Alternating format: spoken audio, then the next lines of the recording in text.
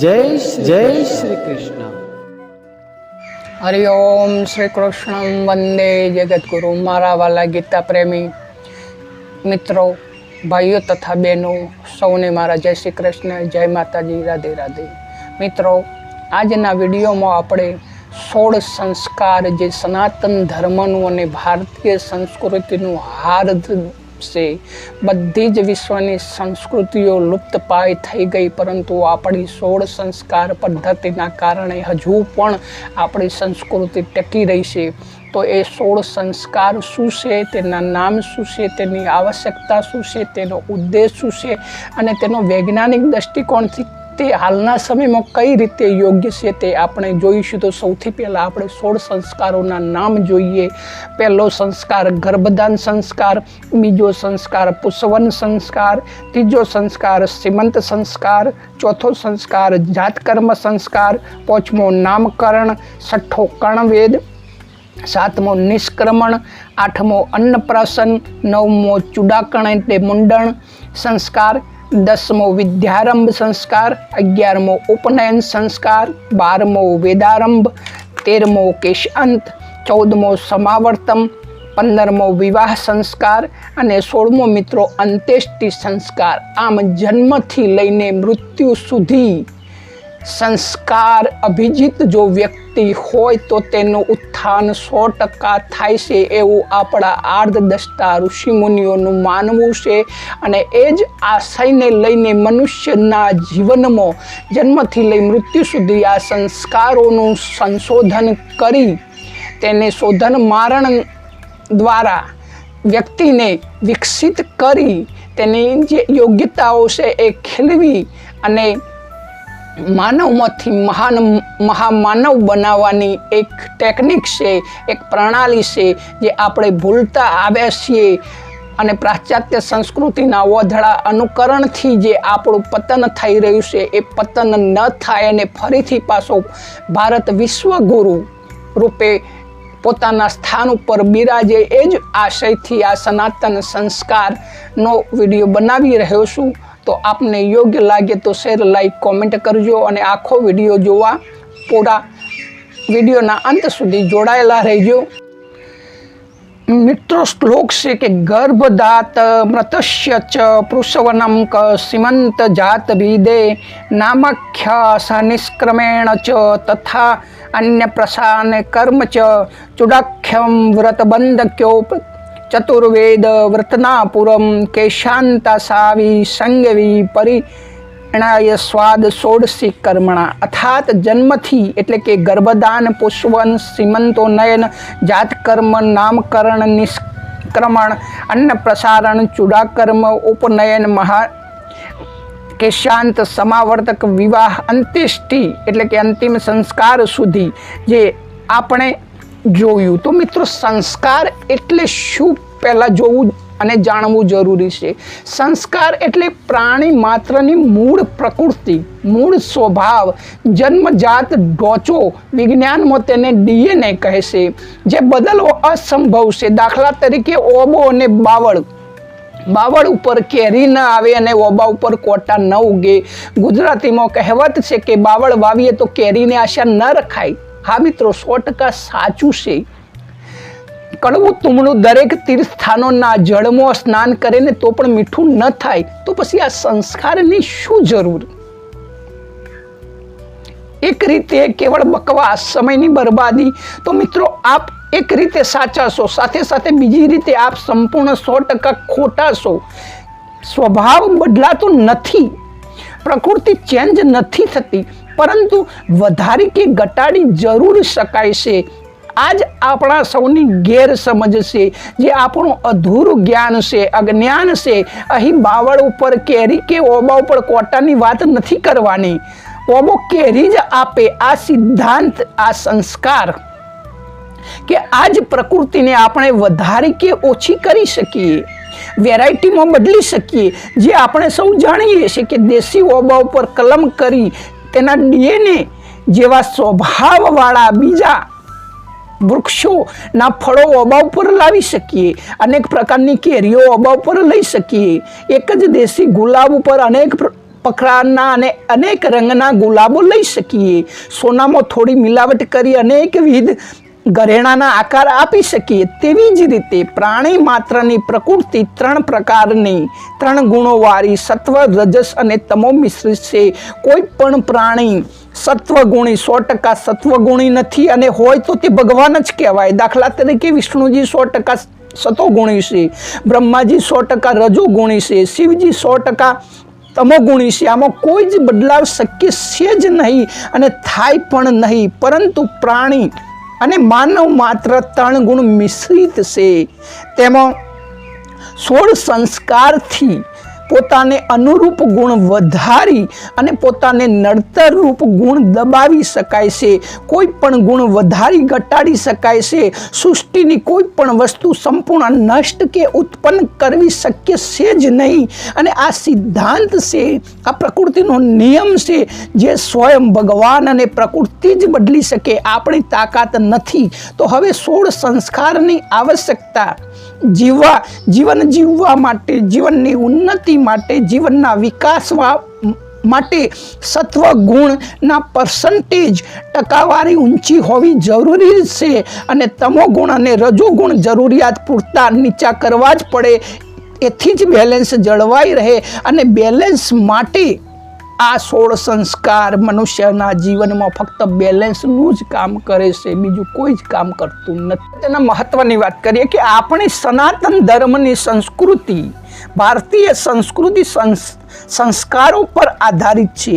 આપણા ઋષિ મુનિઓએ માનવ જીવનને પવિત્ર એવં સંતુલિત બનાવવા માટે સંસ્કારોનું માનવ જીવનના વ્યવહારિક અંગ સાથે જોડવાની શોધ કરી, જે કેવળ ધાર્મિક વાત જ નથી, વૈજ્ઞાનિક દ્રષ્ટિએ પણ વિશેષ મહત્વપૂર્ણ અને અનિવાર્ય અંગ છે. તેથી જ આપણી સનાતન ભારતીય સંસ્કૃતિ માનવતામાં આ સંસ્કારોનું બહુ જ મોટું યોગદાન જોડાયેલું છે.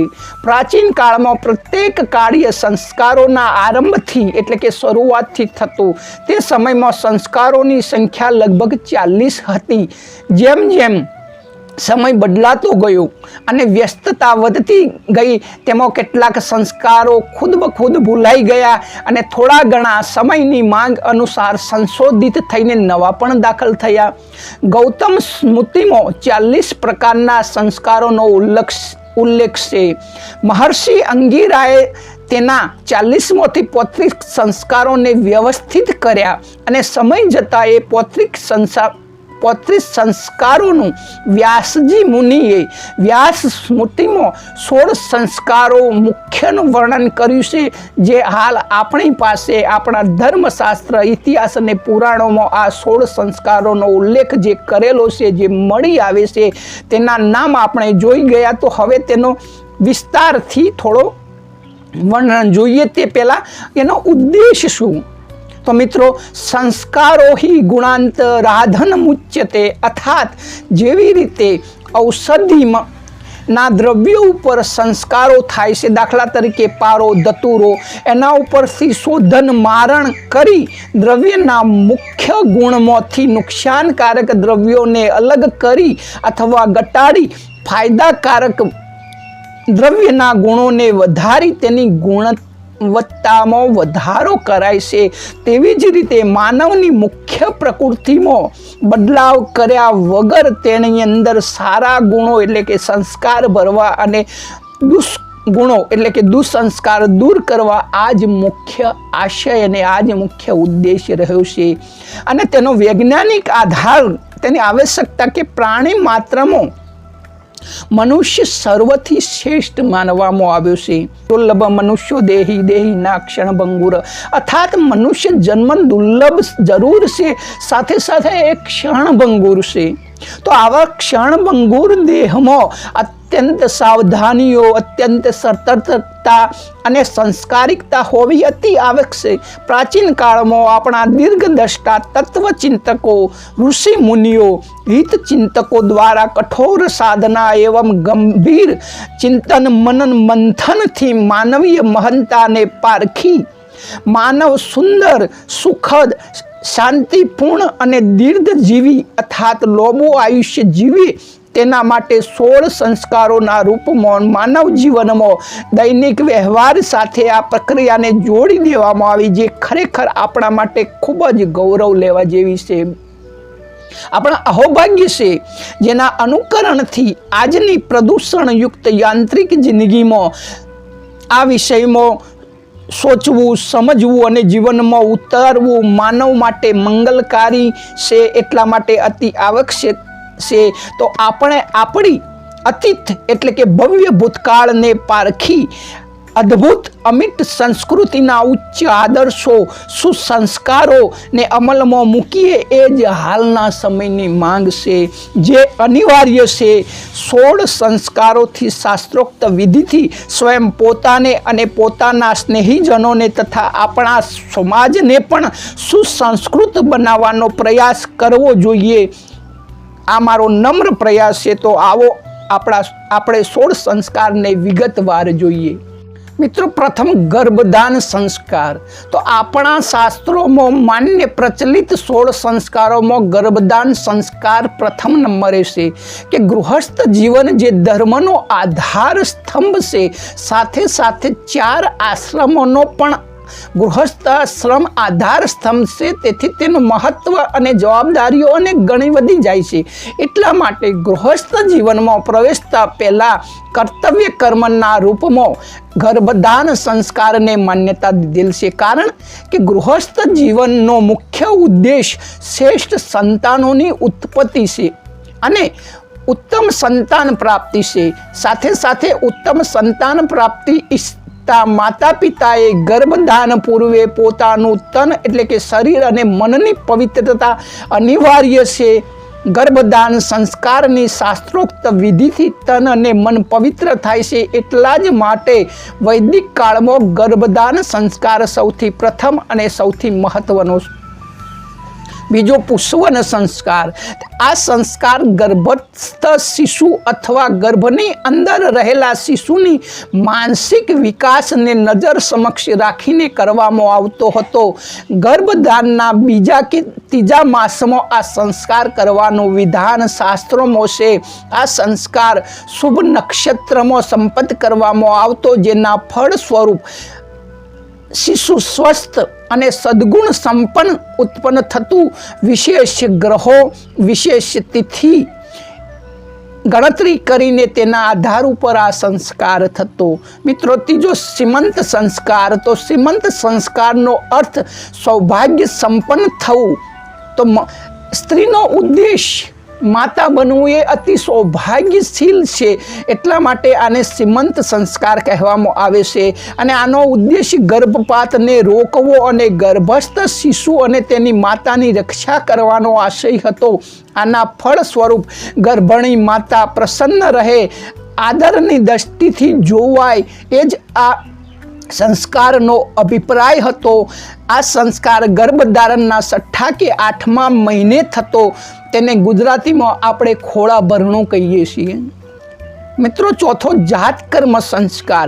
તો આ સંસ્કાર નવજાત શિશુના જન્મ સમયે, પરંતુ તેની નાડી છેદન પહેલા કરવામાં આવતો, જેનાથી બાળકમાં આ જગતમાં આવે એ પહેલા બુદ્ધિ, બળ અને લોભા આયુષ્ય વાળું થાય, સ્વસ્થ રહે તે માટે સોનાની સળીથી મધ અને ઘી વિષમ માત્રામાં મિલાવી મંત્રોના ઉચ્ચારણ સાથે ગૂંટીને, એટલે કે દાખલા તરીકે 2 ટીમ્પા ઘી અને 100 ટીમ્પા મધ સોનાની સળીથી સરસ્વતી મંત્ર અભિજીત કરી શિશુના મુખના અંદર જીભ ઉપર ઓમ લખવામાં આવતું, જેનાથી બાળક બુદ્ધિશાળી, કુશાગ્ર બુદ્ધિવાળું થાય અને પિતા યજ્ઞ કરતા તથા વિશેષ મંત્રોથી બાળકને બુદ્ધિમાન, બળવાન એવં લોભા આયુષ્યવાળું થાય તેવા પ્રાર્થના કરતા. મિત્રો, 5મો સંસ્કાર નામકરણ સંસ્કાર. તો જન્મના 11મા દિવસે આ સંસ્કાર થતો. આપણા ધર્મમાં 10 દિવસ જન્મનું સૂતક મનાય છે, એટલે કે ઘરના વ્યક્તિઓ આ 11મા દિવસે પવિત્ર થઈ આ સંસ્કાર કરવામાં આવતો. મહર્ષિ યાજ્ઞવલ્ક્યનો આ મત છે, પરંતુ અનેક વિદ્વાનો અને કર્મકાંડી વિદ્વાનો શુભ દિવસ અને શુભ નક્ષત્ર જોઈને પણ નામકરણ કરે છે. નામકરણ સંસ્કારથી આપણા સનાતન ધર્મનું આગવું મહત્વ છે, કારણ કે નામની સાથે તેની રાશિ જોડાયેલી હોય છે અને રાશિના આધારિત તેનું નામ પાડવામાં આવે તો તેનો જીવનમાં વિકાસ યથા સંભવ થાય છે. મિત્રો, ષષ્ઠું નિષ્ક્રમણ સંસ્કાર. તો આ સંસ્કાર એટલે કે નવજાત શિશુને ઘરની બહાર સૌ પહેલાં કાઢવાનો એ દિવસ છે. તો ઘરમાંથી એટલે કે ઓગણામાં સૂર્ય કે ચંદ્રમાની જ્યોતિમાં લાવવાનું વિધાન છે, જેથી સૂર્યદેવનું તેજ અને ચંદ્રમાની શીતળતા બંને શિશુ અવગત થાય, પચાવી શકે, અનુભવ કરી શકે. તો આ સંસ્કાર લગભગ 3 માસ પૂરા થયા પછી કરવાનું વિધાન છે, કારણ કે શિશુ વહેલું મોડું સમાજ અને વ્યક્તિઓ સાથે પરિચયમાં આવવાનું જ છે, તો તેના અભ્યાસ માટે આ ઉદ્દેશ થાય. મિત્રો, 7મો કર્ણવેદ સંસ્કાર. તો આ સંસ્કાર કરવાનો આશય શિશુની શારીરિક અને માનસિક વ્યાધિ પીડા નિયંત્રણમાં લાવવાનો. પ્રકૃતિની રીતે આખા શરીરના બધા જ અંગો મહત્વપૂર્ણ અને ખાસ છે, પરંતુ કાન એ સાંભળવાનું અથાદ શબ્દનો દરવાજો છે. કાન વિંધવાથી વ્યાધિઓ દૂર થાય છે, શ્રવણ શક્તિ તેજ થાય છે અને આયુષ્યનો આરોગ્યતા વધે છે, સાથે સાથે સૌંદર્ય પણ મળે છે. આ જ સંસ્કાર 6 માસથી લઈ 12 માસ સુધી કરી શકાય અથવા કુળ પરંપરા અનુસાર કરી શકાય. મિત્રો, 8મો સંસ્કાર અન્નપ્રાશન સંસ્કાર. તો આ સંસ્કારનો અર્થ છે કે બાળક શિશુમાંથી બાળક થવાની પ્રક્રિયા છે. તો અન્ન ગ્રહણ કરે તો મોટાભાગે માતાનું દાવાણ જ શિશુ માટે શ્રેષ્ઠ અને સર્વોત્તમ આહાર છે, પરંતુ 6 માસ બાદ શિશુને દૂધ પર્યાય ન હોવાથી, પૂરતું ન મળતું હોવાથી અન્નની આવશ્યકતા પડે, અને અન્ન એ પ્રાણ કહેવાય છે, જેના ગ્રહણ કરવાથી શારીરિક અને માનસિક બળવાન અને સુબળ બનાવવા માટે અતિ જરૂરી છે. તે માટેનો સમય 6 માસ પછી ઉપયુક્ત ગણાય છે. 6ઠ્ઠા માસે શુભ નક્ષત્ર, વાર, તિથિ, ગ્રહ, નક્ષત્ર વિચાર કરી આ સંસ્કાર કરાય છે, અને સૌ પ્રથમ શિશુને ખીર અર્થાત દૂધ મિશ્રિત સુપાચ્ય ગળપણયુક્ત અન્ન ગ્રહણ કરવાથી શુભ મનાય છે. મિત્રો, 7મો સંસ્કાર ચૂડાકર્મ સંસ્કાર એટલે કે ચૌલક્રિયા, મુંડન, જેને અમારી ગુજરાતી ભાષામાં બાબરી કહે છે. તો આ સંસ્કાર યથા સમયે પરંપરાગત રિવાજ પ્રમાણે પહેલા, 3જા અને 5મા વર્ષે કહે છે, જે કુળદેવીના ત્યો અથવા ગેરશાસ્ત્રોક્ત વિધિથી બ્રાહ્મણ દ્વારા કરાય છે. તેનો આશય કે જે જન્મના સમયથી ઉત્પન્ન અપવિત્ર કેસ હટાવી બાળકને પ્રખર બુદ્ધિશાળી બનાવવાનો આશય રહ્યો છે. મિત્રો, 10મો વિદ્યારંભ સંસ્કાર એટલે કે પ્રાશન સંસ્કાર પછી શિશુ બોલવાનું શરૂ કરે છે, એટલે વિદ્યા સંસ્કારનું સ્થાન લેશે. પરંતુ આ વિદ્યારંભ એ શિશુની પ્રારંભિક સ્તરની વિદ્યાની શિક્ષા છે, જે તેના ઘરમાં માતા પિતા, વડીલો અને પરિચય વ્યક્તિઓ દ્વારા મળે છે. ઘરના વ્યક્તિઓના માર્ગદર્શનથી વિદ્યારંભની પહેલી સીડી, જે પ્રાચીન સમયમાં ગુરુકુળ પરંપરા હતી, તે મોકલતો પહેલાંની સામાન્ય અક્ષર જ્ઞાન, પરિચય જ્ઞાન, સામા વ્યક્તિ સાથે બાળકનું વર્તન કેવું હોવું જોઈએ તે સંસ્કાર છે, જે ઘરમાં 1 થી 5 વર્ષ સુધી આપવામાં આવતું. મિત્રો, 11મો ઉપનયન એટલે કે જનો યજ્ઞ પવિત્ર સંસ્કાર. આ સંસ્કાર શિશુની બૌદ્ધિક વિકાસ સંબંધિત મહત્વપૂર્ણ સંસ્કાર છે, જેનાથી બાળક ધાર્મિક અને આધ્યાત્મિક ઉન્નતિ ભવિષ્યમાં કરે તે હેતુથી આપણા ઋષિ મુનિઓએ આ સંસ્કારના માધ્યમથી વેદ માતા ગાયત્રીને આત્મસાત કરવાનો હેતુ માન્યો છે.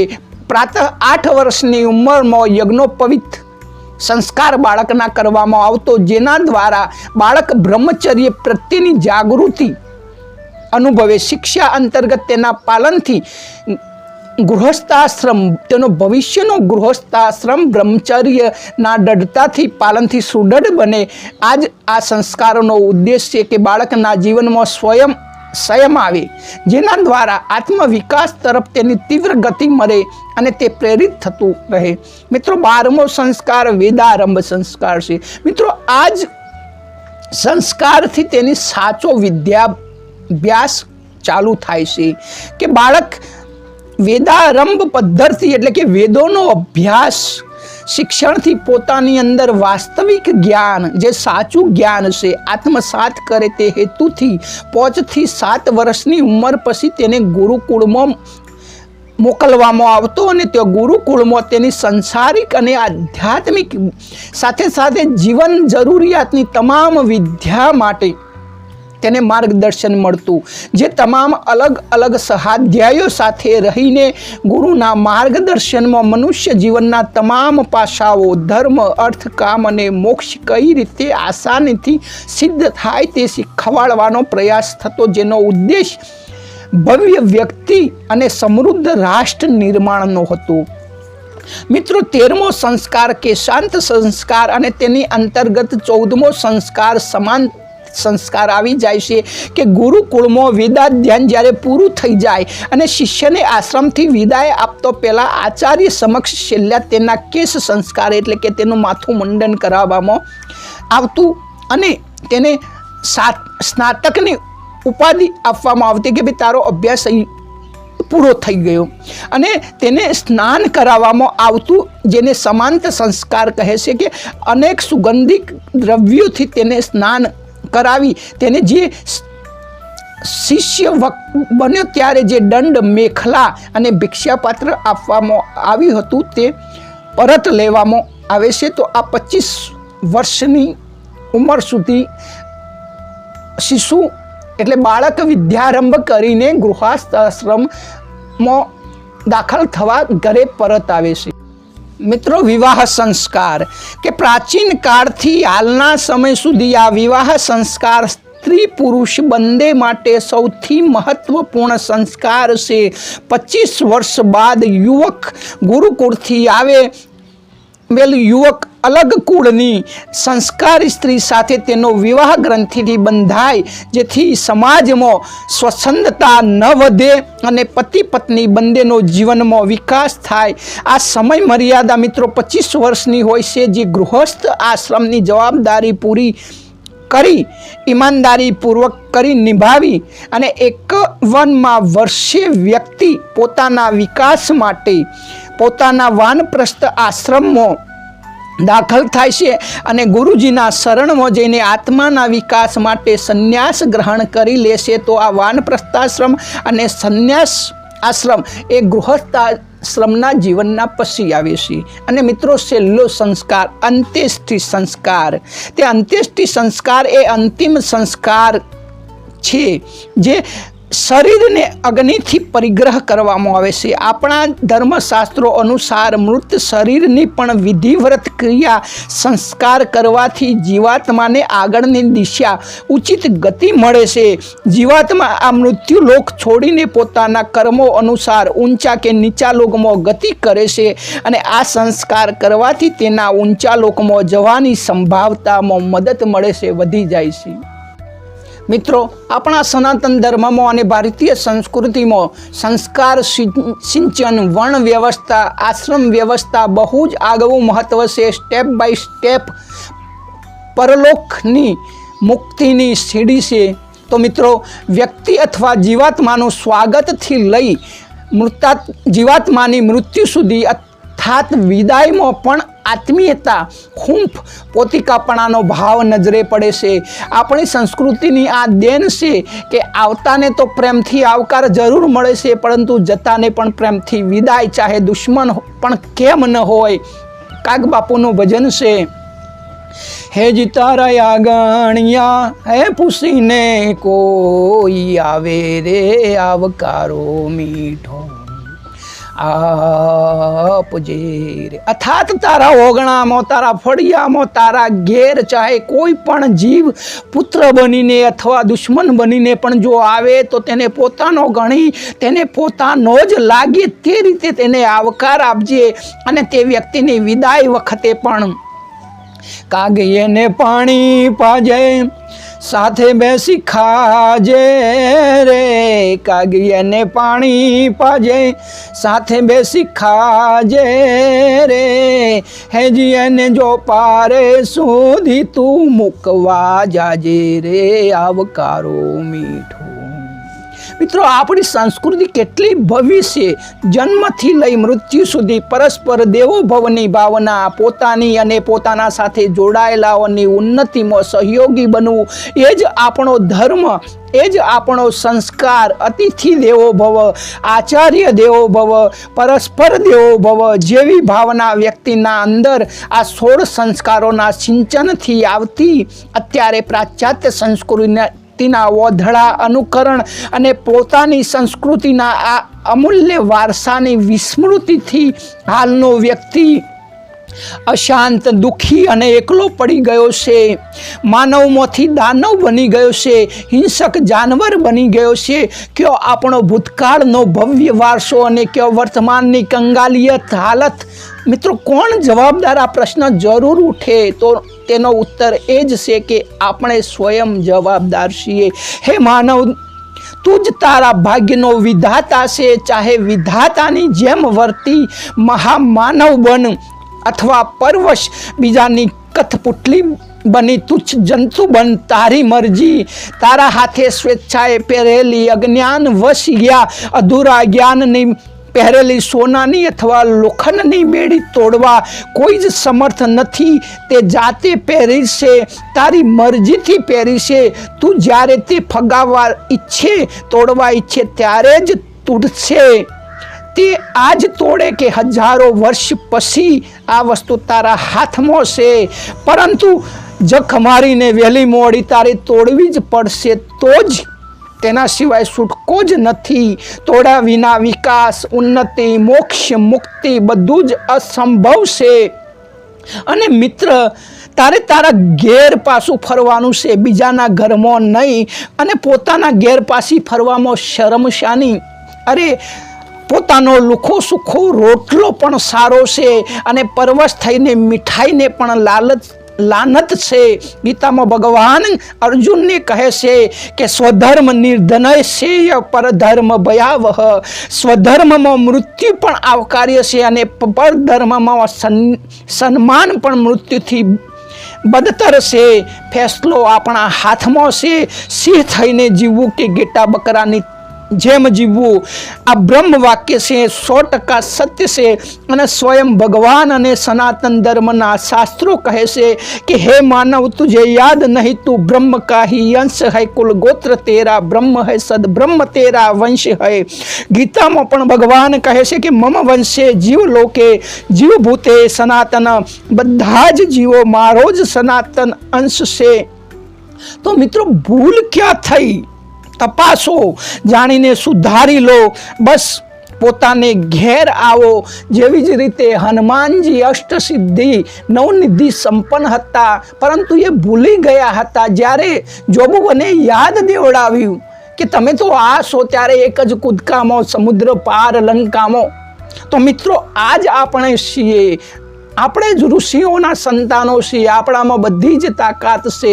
અને જ્યારે આપણે આપણો વારસો, આપણી સંસ્કૃતિ, આપણી ભૂતકાળની વિસ્મૃતિ જ્યારે યાદ આવી જાય છે ને, ત્યારે મિત્રો, મુझे मेरी मस्ती कहाँ लेके आई, मुझे मेरी मस्ती मस्ती कहाँ लेके आई, जहाँ मेरे अपने सिवा कछु नहीं, मुझे मेरी मस्ती मस्ती कहाँ लेके आई। મિત્રો, પોતાના ઘેર આનંદ જ છે, બીજાના ઘેર જ દુત્કાર, તિરસ્કાર, અસન્માન બધું જ છે। પોતાના ઘેર તો મોજ ही મોજ है। મિત્રો, વિડીયો કેવો લાગ્યો એ કોમેન્ટ કરી જણાવશો। અને શ્રીમદ ભગવદ્ ગીતા 1 થી 18 અધ્યાય અને 1 થી 700 શ્લોકનો ક્રમશઃ ગુજરાતીમાં સત્સંગ થઈ રહ્યો છે। તો મિત્રો, ધર્મ રક્ષતી ધર્મનું આપણે રક્ષણ કરીએ ને આપણું ધર્મ રક્ષણ કરે। આ જ શાસ્ત્ર યુક્તિ છે ને એ જ અનુસાર આપણે ચાલીએ। તો મિત્રો, આપણી ગીતા જ્ઞાન ગંગા ચેનલનો આજ આશય છે. તો મિત્રો આપ જોડાઈ જાઓ એવી મારી વિનંતી સાથે છૂટા પડીએ. સૌને મારા જય શ્રી કૃષ્ણ, જય માતાજી, રાધે રાધે. ગીતા જ્ઞાન ગંગા ચેનલ જરૂરથી સબસ્ક્રાઈબ કરજો. સૌને મારા જય શ્રી કૃષ્ણ, જય માતાજી, રાધે રાધે.